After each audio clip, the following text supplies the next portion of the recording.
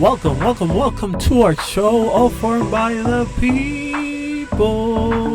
All formed by the people. You are the guest, you are the host, you are the sponsor. Hello, welcome to our show. Don't go. Great show ahead of us. Welcome to our show. Welcome to our show. Welcome to our show. Welcome to our show. Don't go. Why would you go?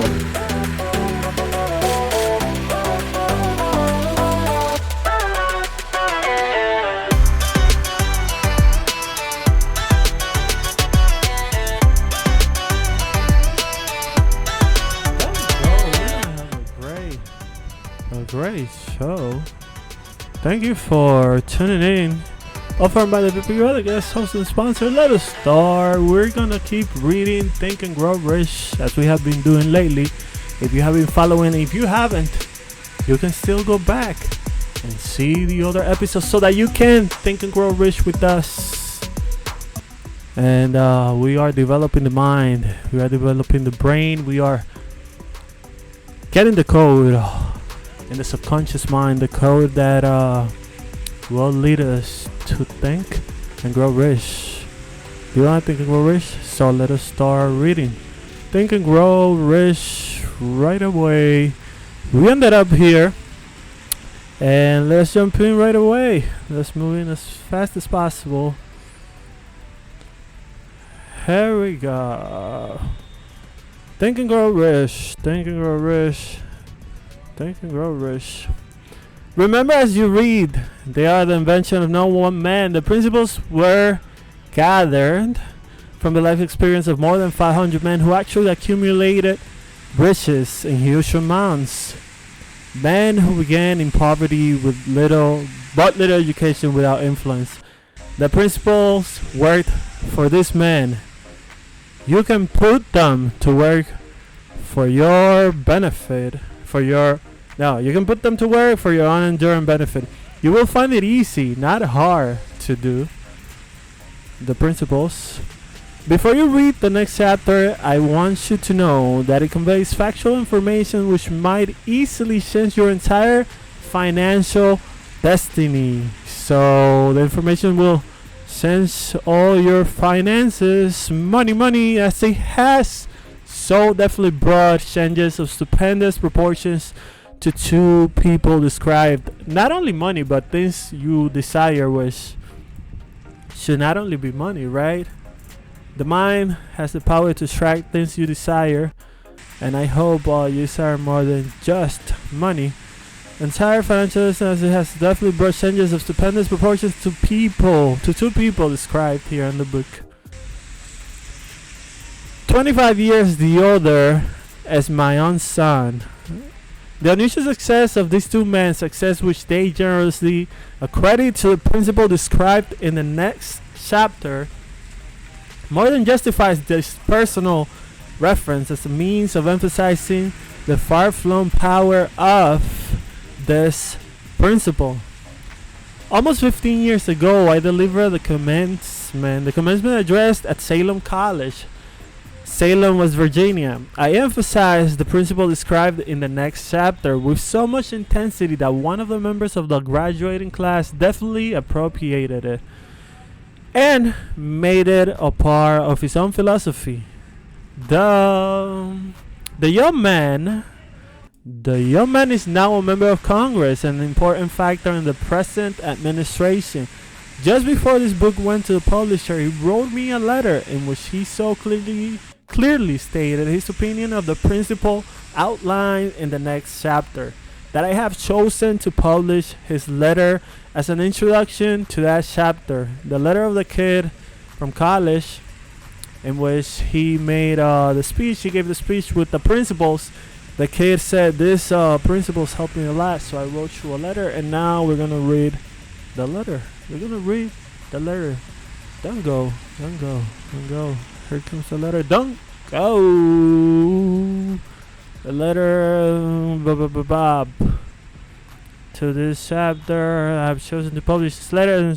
It gives you an idea of the rewards to come.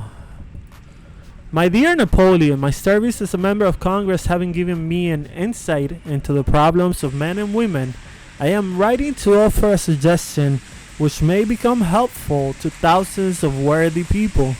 With apologies, I must state that the suggestion, if acted upon, will mean several years of labor and responsibility for you, but I am enheartened to make the suggestion because I know your great love for rendering useful service. In 1922, you delivered the commencement address at Salem College when I was a member of the graduating class. In that address, you planted in my mind an idea which has been responsible for the opportunity I now have to serve the people of my state. So you can plant ideas like seeds in the mind of people.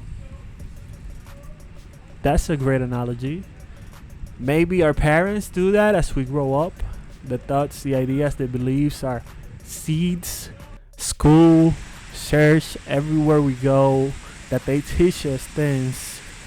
Seeds are being planted in our minds, and those seeds, the seeds then grow, right? A seed planted in your mind then grows and gives fruit, and that fruit is you, who you are, and I agree with that, right? Don't you agree with that? A seed planted in the mind. So this guy is saying that a seed was planted in his mind in Salem College in the speech, and in that way give the people of America an opportunity. The suggestion I have in mind is that you put into a book the sum and substance of the address delivered at Salem College, and in that way give the people of America, there we go, an opportunity to profit from an idea. Make a place for myself, no matter how many difficulties I had to surmount. Thousands of young people will finish their schooling this year, and within the next few years, every one of them will be seeking just such a message of practical encouragement as the one I received from you. They will want to know where to turn, what to do to get started in life. You can tell them because you have helped to solve the problems of so many people. If there is any possible way that you can afford to render. Let's see the microphone. You can afford to render. If there is, let us see, any possible way that you can afford to render so great a service, may I offer the suggestion that you include with every book one of your personal analysis charts in order that hold on, we have a little there we go. That the purchaser of the book may have the benefit of a complete self-inventory, indicating, as you indicated to me years ago, exactly what is standing in the way of success. Such a service as this, providing the readers of your book with a complete unbiased picture of their faults and their virtues, would mean to them the difference between success and failure. The service will be priceless. Millions of people are now facing the problem of staging a comeback because of the depression, and I speak from personal experience when I say I know these earnest people would welcome the opportunity to tell you their problems and to receive your suggestions for the solution. You know the problems of those who face the necessity of beginning all over again. There are thousands of people in America today who would like to know how they can convert ideas into money. People who must start at scratch without finances and recoup their losses. Do you want to start from scratch and make an idea become money? Then listening to this, watching this, we're on YouTube. Remember, you can see us. We're also on Spotify. You can listen to this as a podcast. So following this might help you turn your ideas into money. Because why not? People who must start at scratch without finances and recoup their losses. If anyone can help them, you can. If you publish the book, I would like to own the first copy that comes from the press, personally autographed. Chapter 2, Desire, the starting point of all achievement. The starting point of all achievement, desire. Desire, the starting point of all achievement.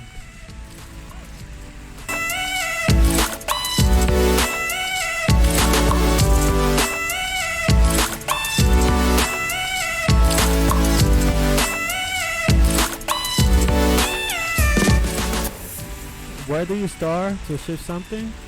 With desire.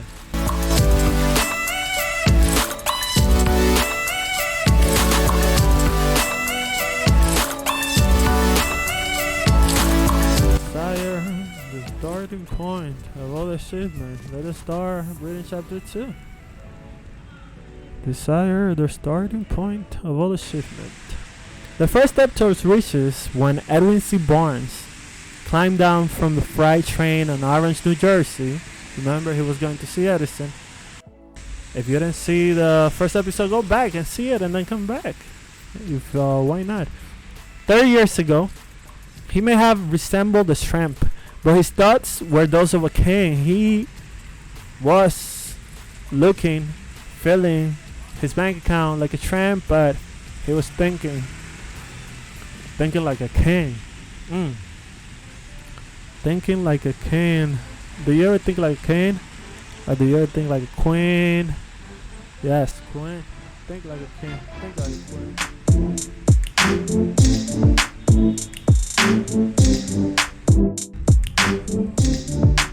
Don't think like a pawn. Don't think like a pawn. Think like a king.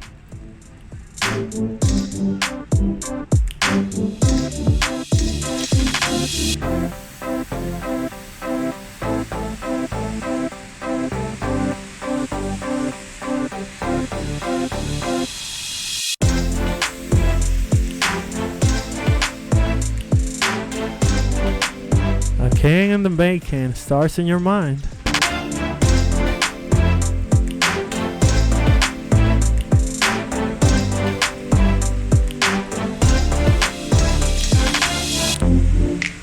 Think like a king. Let's keep reading.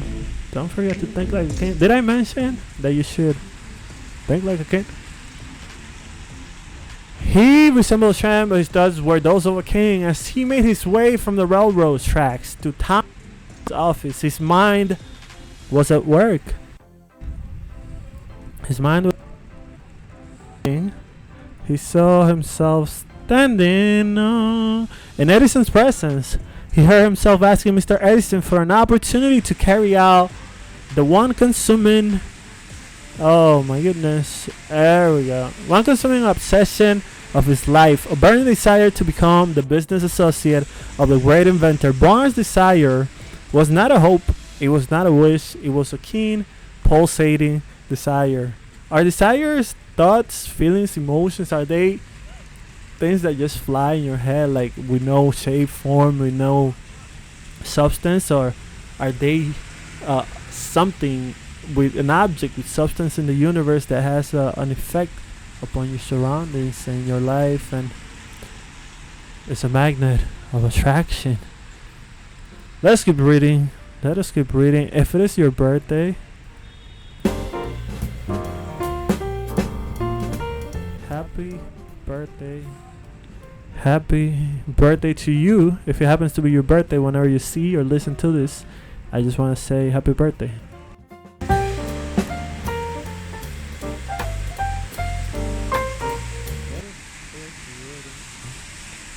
Let us keep reading. Not a hope, it was a wish. It was a keen pulsating desire which transcended everything else. It was definite, the desire. The desire was not new when he approached Edison. It had been Barnes' dominating desire. Remember? Your dominating thoughts Your dominating thoughts are the ones that attract things to your life. You attract your dominating thoughts. Dominating the desire which was dominating this guy was this. In the beginning, when the desire first appeared in his mind, it may have been, probably was, only a wish. But it was no mere wish when he appeared before Edison with it. A few years later, Edwin C. Barnes again stood before Edison in the same office where he first met the investor. This time his desire had been translated into reality.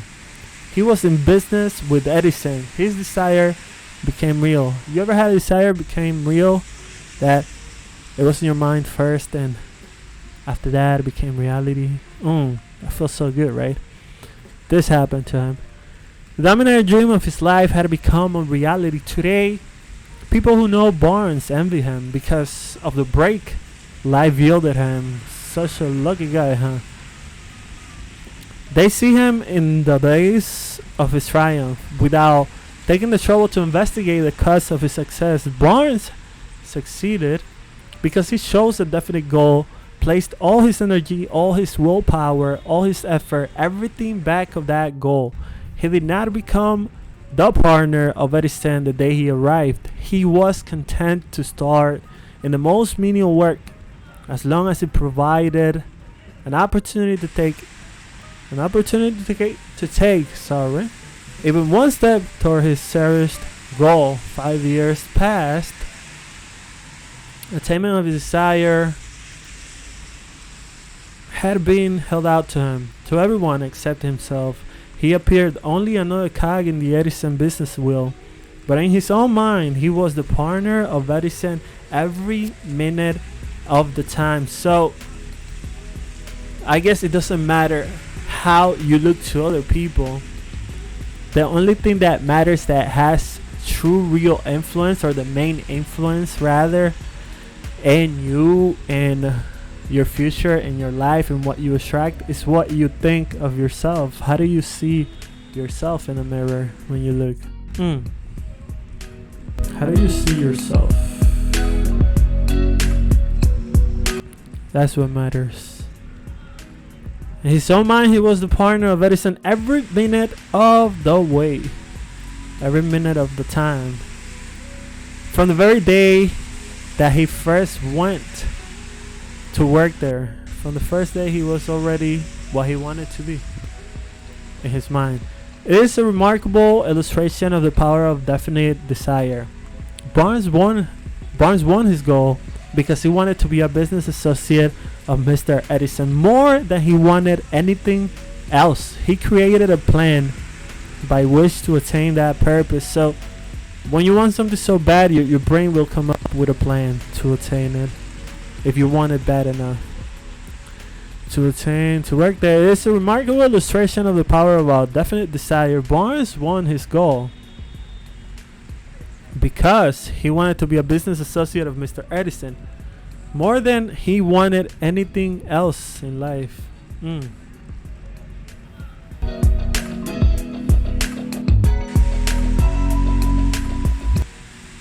He wanted to be a business associate of Edison more than he wanted anything else. He created a plan by which to attain that purpose, but he burned all bridges behind them.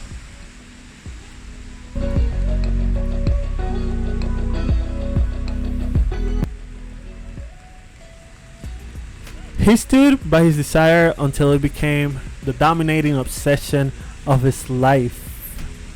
And finally, a fact. When he went to Orange, he did not say to himself, I will try to induce Edison to give me a job of some sort. He said, of some sort, I guess that's a typo. He said, I will see Edison and put him on notice that I have come to go into business with him. He did not say, I will work there for a few months, and if I get no encouragement, I will quit and get a job somewhere else. He did say, I will start anywhere. I will do anything Edison tells me to do, but before I am through, I will be his associate. He did not say, I will keep my eyes open for another opportunity in case I fail to get what what I want in the Edison organization. He said, "There is but one thing in this world that I am determined to have, and that is a business association with Thomas Edison. I will burn all bridges behind me and stake my entire future on my ability to get what I want." He left himself no possible way of retreat. He had to win or perish. Win or perish, that's a great way of getting what you want. You win or you perish. You either get it or you die. But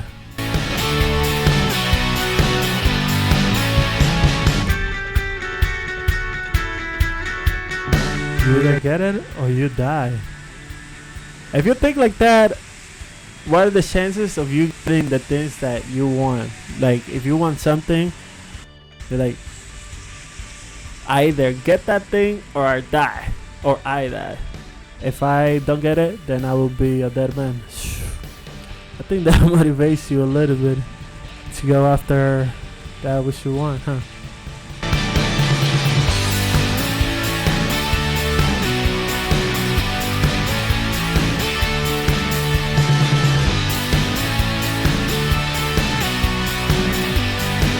Either get it or die. Increases your chances, we could say, of getting that which you desire. Let us keep reading. Let us keep reading. That is all there is to the born story of success. A long while ago, a great warrior faced a situation which made it necessary for him to make a decision which ensured his success on the battlefield. He was about to send his armies against a powerful foe whose men outnumbered his own. He loaded his soldiers into the morning after the great... Another cut, but you get the point. The morning after the great Chicago fire, a group of merchants stood on State Street looking at the smoking remains of what had been their stores. They went into a conference to decide, so all the stores burned, and this guy was going to fight an army of people that was way greater than his army. They went into a conference to decide if they would try to rebuild or lift Chicago and start over in a more promising section of the country. They reached the decision, so all the stores burnt in Chicago. They're like, should we move to another place in the States so we can start over? They reached the decision, all except one, to lift Chicago. Everybody left Chicago after the fire, but one man.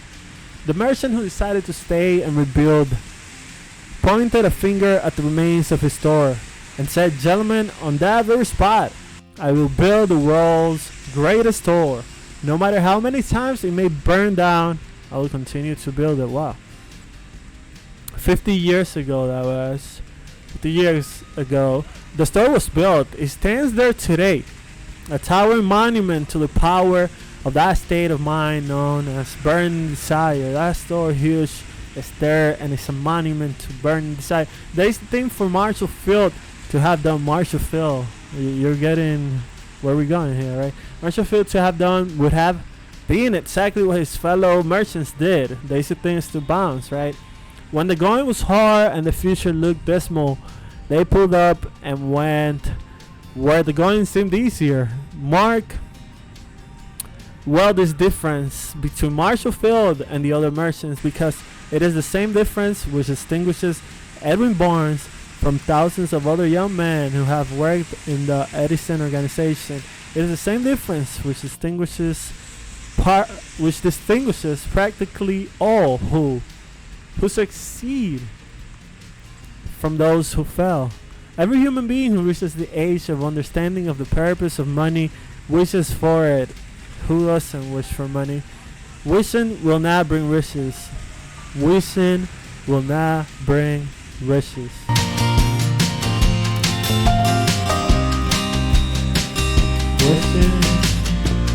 Wishing alone will not bring riches.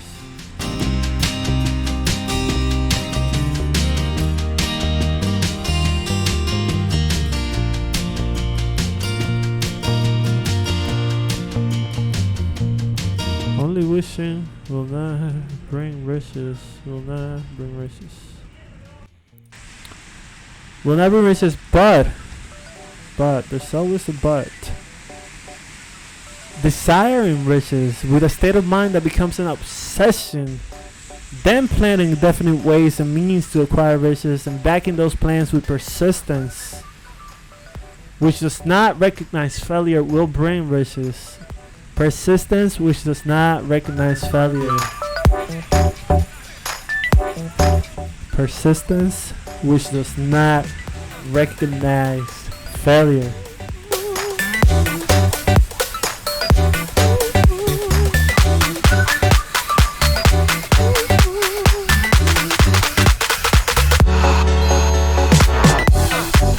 Persistence, which does not recognize failure.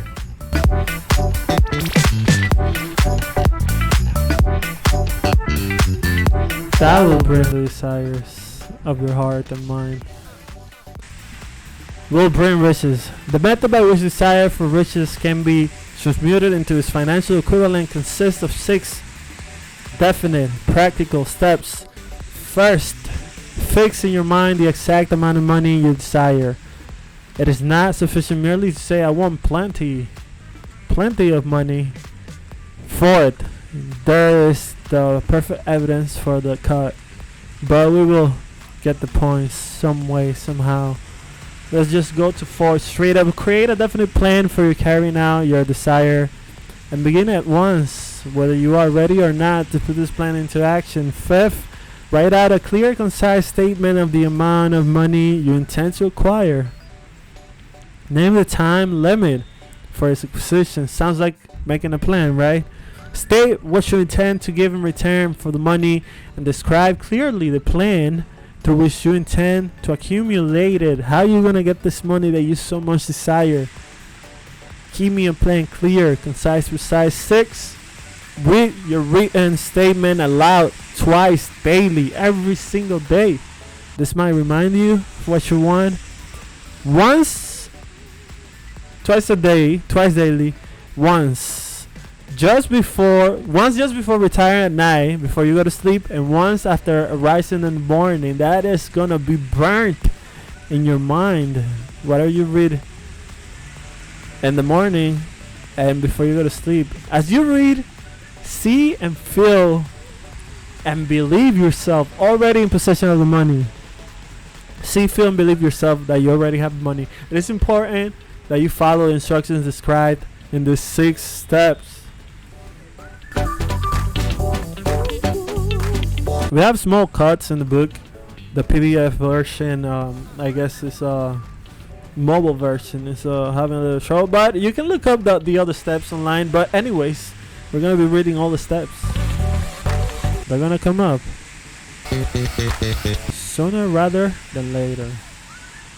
It is important that you follow instructions in the 6 steps. It is especially important that you observe and follow instructions in the 6th and the 6th follow instructions in the 6th paragraph. You may complain that it is impossible for you to see yourself in possession of the money before you actually have it. Here's where a burning desire will come to your aid. If you truly desire money so keenly that your desire is an obsession, you will have no difficulty in convincing yourself that you will acquire it. If you desire so badly, you're gonna see yourself with it. The object is to want money and to become so determined to have it that you convince yourself that you will have it. Only those who become money conscious ever accumulate great riches. Money consciousness means that the mind has become so thoroughly saturated with the desire for money that one can see oneself already in possession of it. I believe that once you engrave that thought, the desire deep in your mind, or whatever you want, whatever you desire, whatever you wish to have, I believe, and I seriously believe, I think you would agree with this. I believe that then all your thoughts start gravitating towards that thing. Your feelings, your emotions, your belief, your opinion, your thoughts, everything starts gravitating towards that thing, which is deep in your subconscious, and then you find a way to get it, or to get there. Do you agree with that? I agree with that. Do you agree with that? Let me know in the comments. Let me know in the comments. Please follow us so that we can continue to this. If you're seeing this on the video, you can listen to it. You can listen to this as a podcast on Spotify. And if you see it, if you listen to it on Spotify, you can see it as a video on YouTube. Follow us, give us like. The links are on the descriptions. Thank you. Thank you. Let's keep reading. We're almost done. Don't go. Don't go. Don't go. Money conscious of versus money conscious means that the mind has become so thoroughly. Where are we? I got lost again. I got lost. Means that the mind has become so thoroughly saturated with the desire for money that one can see oneself already in possession of the money. To the uninitiated, non-initiated, who has not been schooled in the working principles of the human mind, these instructions may appear impractical. It may be helpful to recognize the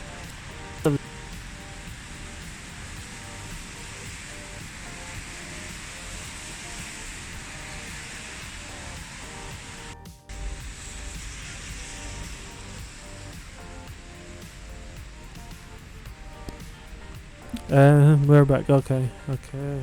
We're back. Don't go. Okay. It may be helpful to all those who fell. Helpful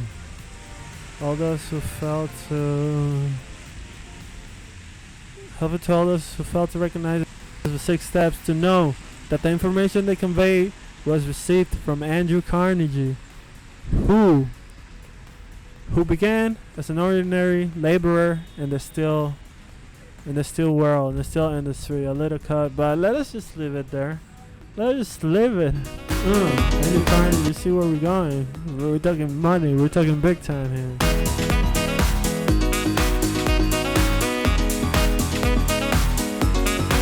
Anyway, thank you so much for listening. Thank you so much for watching. Thank you so much.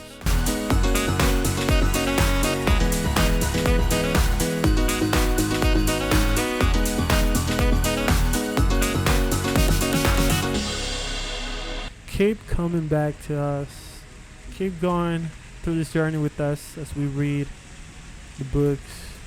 Thank you for rich, as we all grow rich together, so that in the future we can see each other in the comments, in real life, on Zoom, on IG, and be like, I heard the entire book, I read it.